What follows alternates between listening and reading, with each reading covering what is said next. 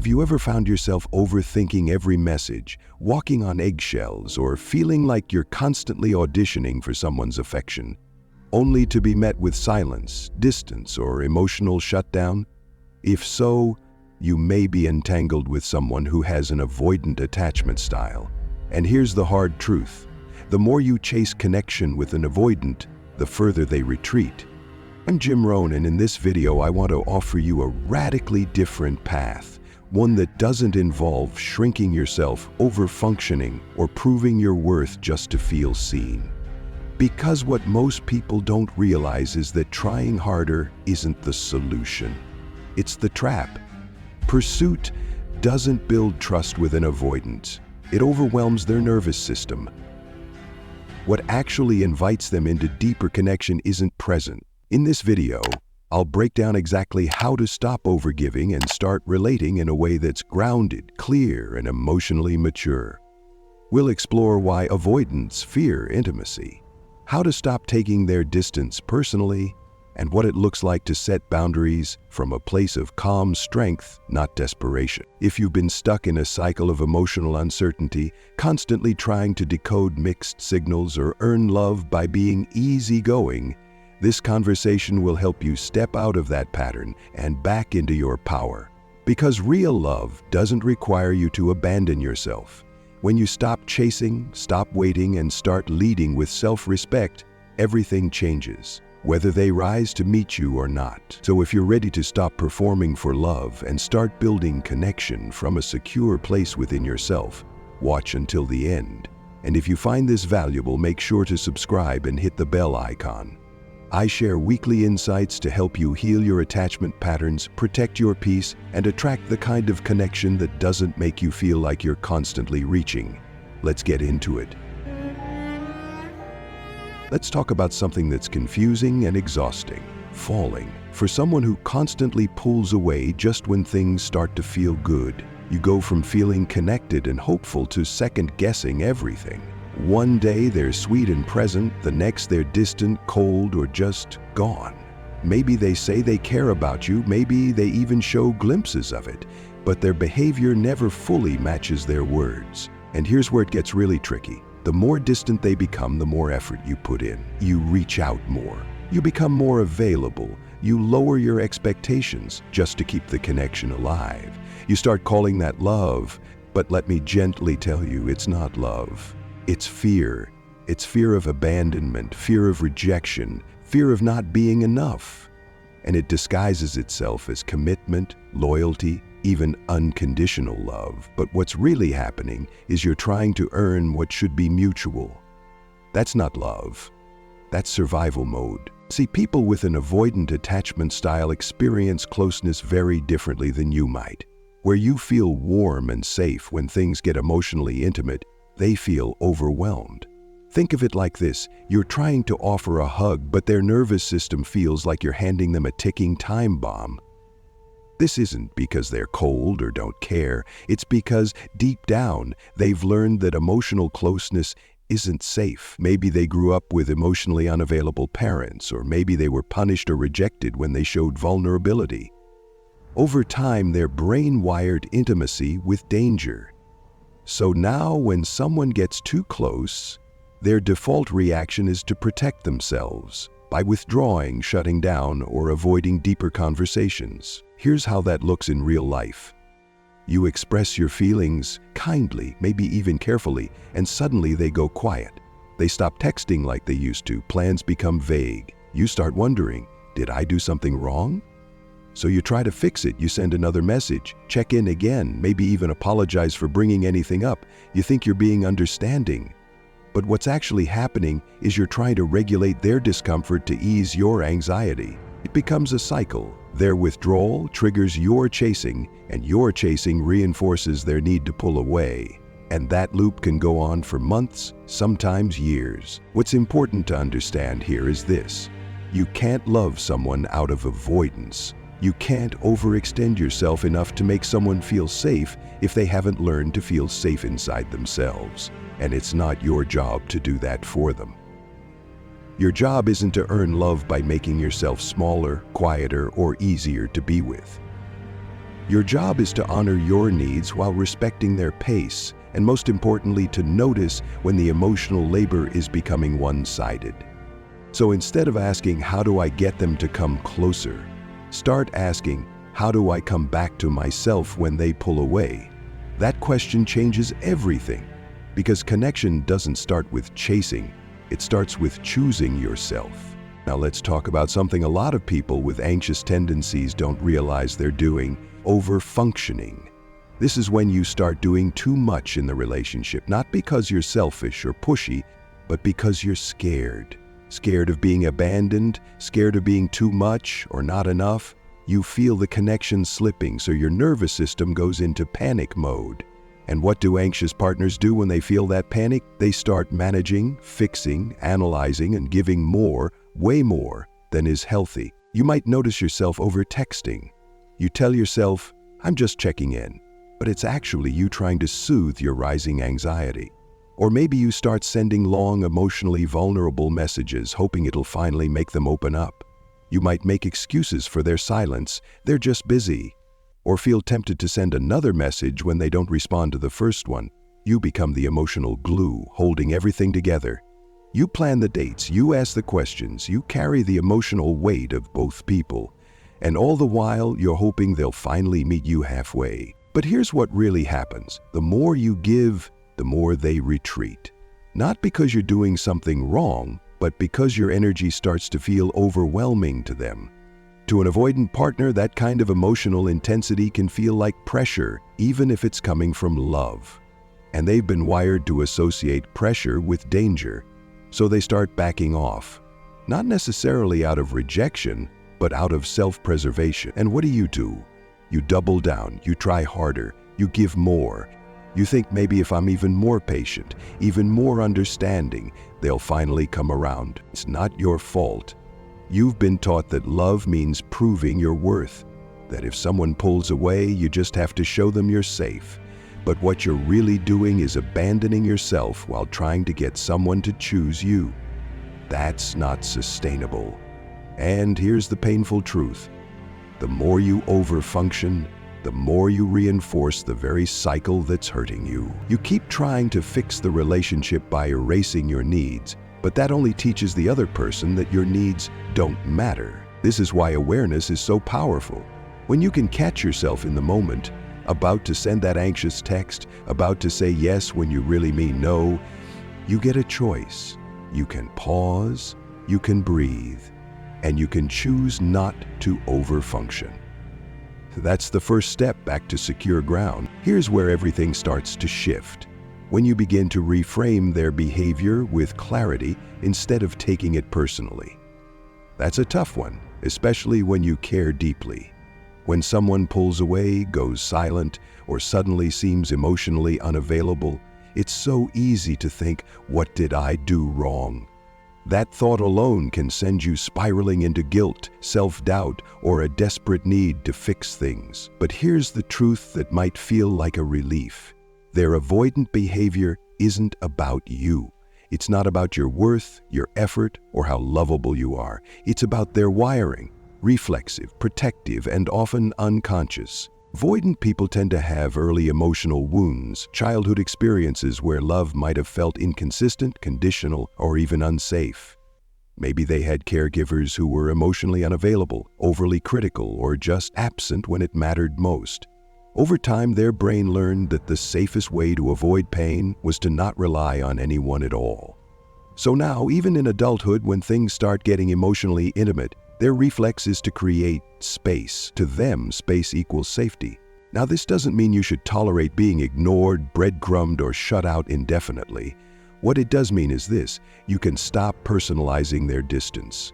You can stop thinking that if you just loved them better, softer, or harder, they'd stay. That's a heavy burden to carry, and it's not yours. Instead, here's the reframe. You don't prove safety by pursuing, you prove it by being steady in who you are. That means showing up grounded, calm, and self-respecting, not walking on eggshells or anxiously performing for connection. It means you stop chasing and start observing. You let them be who they are and you pay attention to how that feels for you. And this is where emotional detachment becomes your best friend. Not detachment in the cold, shut down, I don't care kind of way, but the kind of detachment that says, I care deeply, but I won't sacrifice my peace to manage your emotional avoidance. It gives you breathing room. It keeps you from absorbing their moods and losing yourself in their patterns. You stop riding the emotional roller coaster of, are they in or out today? And instead root yourself in something much more solid, your own clarity. When you reframe their behavior as about them, not you, you step out of anxiety and into emotional maturity. You start responding instead of reacting, and that changes everything. Once you've created that emotional clarity, the next step is learning how to communicate and hold boundaries like someone with secure attachment would. And this is a game changer, especially if you tend to overfunction or chase. The goal here isn't to become cold or detached. It's to show up with warmth and self-respect. That means you don't overextend yourself to keep the relationship afloat. You don't bend your needs into something smaller just to keep the peace. You start giving from love, not fear. Let me explain what that looks like. Imagine you haven't heard from them in a few days. You feel that panic rise in your chest. Your brain starts racing with thoughts like, what if I said something wrong? Or maybe I should just reach out again just to check in. But instead of reacting out of that fear, you pause. You ask yourself, am I reaching out to connect?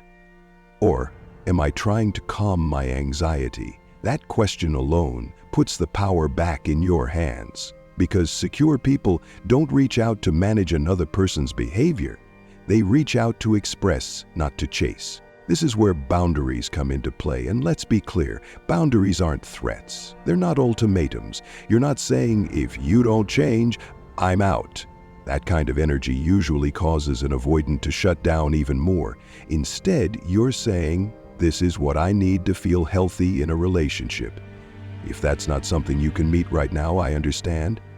But I won't keep myself in a dynamic that leaves me feeling neglected. That's not a demand, that's self-respect. A secure boundary might sound like, I value open communication. I don't expect constant texting, but when I don't hear from you for several days, I feel disconnected. If that's your normal, I can respect that. It just may not work for me long term. See the difference? You're being clear about what you need, but you're not begging. You're not threatening. You're simply honoring yourself and letting them decide if they can meet you there. And this part is critical. Release your attachment to their reaction. You can speak your truth calmly, even kindly, but you don't get to control how they receive it. That's not your job. Your job is to stay rooted in your truth. If they pull away, it doesn't mean you did something wrong. It might mean your boundary highlighted their discomfort with intimacy. That's okay. You're not here to fix that for them. What matters is that you showed up with integrity. You didn't overgive. You didn't pretend you were fine with less than you deserve. You didn't contort yourself to keep them comfortable. That kind of emotional maturity is powerful. And ironically, it's what creates the safest space for true intimacy to grow. Because when you're not clinging, not controlling, not performing, that's when real connection has a chance to show up. Now that you understand the patterns and how to hold boundaries, let's talk about what to actually do, the actions that put you back in the driver's seat of your emotional life. This is where change really happens, because awareness is the first step, but action is what shifts the pattern. And if you've been stuck in a cycle with an avoidant partner, this part might feel scary. But I want to remind you, you don't have to earn love through suffering. Your worth is not measured by how patient you are, how little you ask for, or how much distance you can tolerate without breaking. That's not strength, that's performance. And deep down you know it's draining. Here's the thing, real love doesn't require you to shrink. You don't need to prove you're low maintenance to be lovable.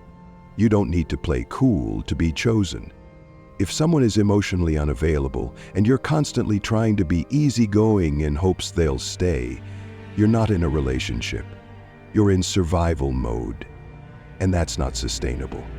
So the first empowering step is to stop performing. Stop showing up as a version of yourself you think they'll find more acceptable. Start showing up as you.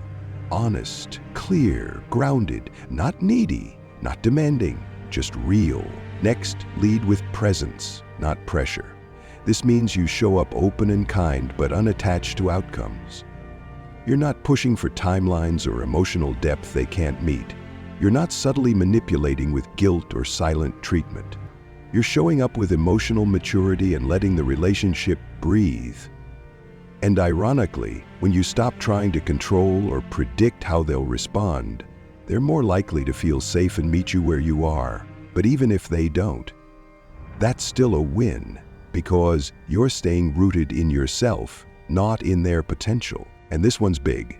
Let go of waiting. Waiting sounds romantic, but in reality it often turns into self-abandonment. You press pause on your joy, your growth, your plans, hoping that eventually they'll be ready. But if someone isn't ready to show up, you don't have to keep holding space for them indefinitely. That's not loyalty, that's limbo. And no one thrives in limbo. You are allowed to say, I want more, and move forward. Even if they might come around later, you're not closing the door out of bitterness. You're choosing yourself because you've waited long enough. So what does choosing yourself look like? It means returning to the life and identity you may have pushed aside while waiting. It means reconnecting with the things that light you up, the people who show up, and the version of you that feels whole, with or without someone beside you. Because peace doesn't come when someone finally chooses you. Peace comes when you choose you. Every time you choose self-respect over chasing, self-care over waiting, truth over fantasy, you reclaim your power, and that's where the real transformation begins. Let's wrap this up with a message I want you to carry with you, not just today, but every time you find yourself tempted to chase love that feels just out of reach. You don't have to chase, fix, or prove yourself to be loved. The right connection won't require you to shrink, to tiptoe, or to silence your needs.